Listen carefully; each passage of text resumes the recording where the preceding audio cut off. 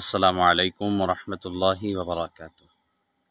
সম্মানিত আমার প্রিয় বন্ধুগণ, আশা করছি সবাই ভালো আছেন, সুস্থ আছেন।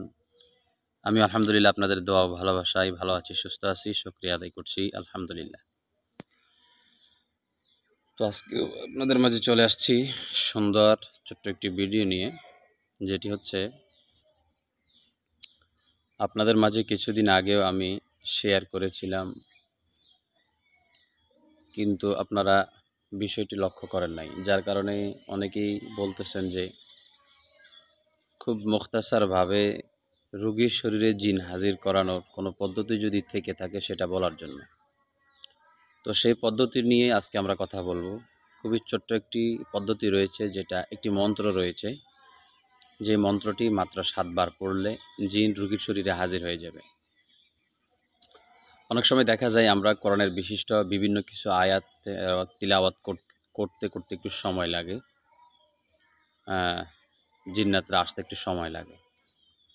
তো খুবই মুখতাসারভাবে রোগীর শরীরে যদি জিন আনার কোনো তদবির বা কোনো মন্ত্র, কোনো আয়াত থেকে থাকে, সেটির মধ্যে এটি হচ্ছে একটি শক্তিশালী মন্ত্র, যেটি মাত্র 7 বার পড়লেই জিন রোগীর শরীরে আসতে বাধ্য, ইচ্ছায় কিংবা অনিচ্ছায়।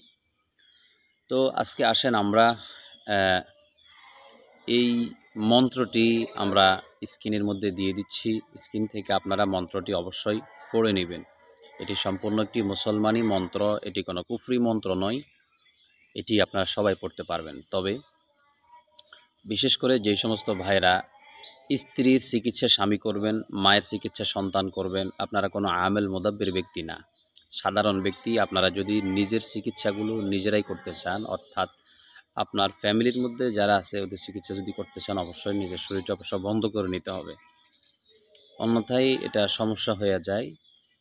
কারণ দেখা যায় যখন এই জিনিসটাকে আপনারা আক্রমণ করেন, তখন ওরা একেবারে বেশি রাগান্বিত হয়ে যায়। রাগান্বিত যখন হয়ে যায়, রাগান্বিত হওয়ার ফলে ওরা একেবারে ক্ষতি বেশিটাই একেবারে করতে থাকে। তো এই জন্য চেষ্টা করবেন আপনি নিজেই নিজের শরীরটা সেফটি নেওয়ার জন্য।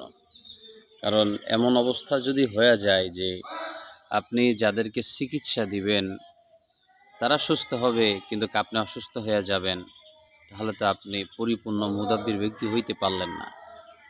সে আপনাকে যেহেতু ক্ষতি করছে, আপনি যার চিকিৎসা করছেন তাকেও সে ক্ষতি করতে পারবে না। এটা কিভাবে আপনি নিচ্ছেন?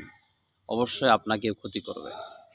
তো এই জন্য আপনি যদি নিজেদের চিকিৎসা নিজেরা করতে চান, রোগীর শরীরে শুধু জিন হাজির করলেই তো হবে না।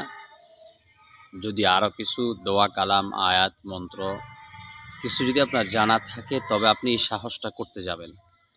অন্যথায় আপনার যদি সাহস না থাকে, যদি আপনি ভীতু টাইপের হয়ে থাকেন, আপনি এটা করতে যাবেন না। কারণ এটি করতে গেলে যদি আপনার সাহস না থাকে, আপনার অতিমাত্রায় আপনার ক্ষতির সম্ভাবনাটা বেশি থাকবে। তো আশা করব ইনশাল্লাহ আজকের এই ছোট্ট একটি মন্ত্র দিয়ে আপনারা রোগীর শরীরে জিন হাজির করতে পারবেন ইনশাল্লাহ। তো স্ক্রিনে দেওয়া থেকে আপনারা মন্ত্রটি অবশ্যই নিয়ে পড়বেন ইনশাল্লাহ। সবাই ভালো থাকবেন, সুস্থ থাকবেন, আমার জন্য দোয়া করবেন। আসসালামু আলাইকুম রহমতুল্লাহি ওয়া বারাকাতুহু।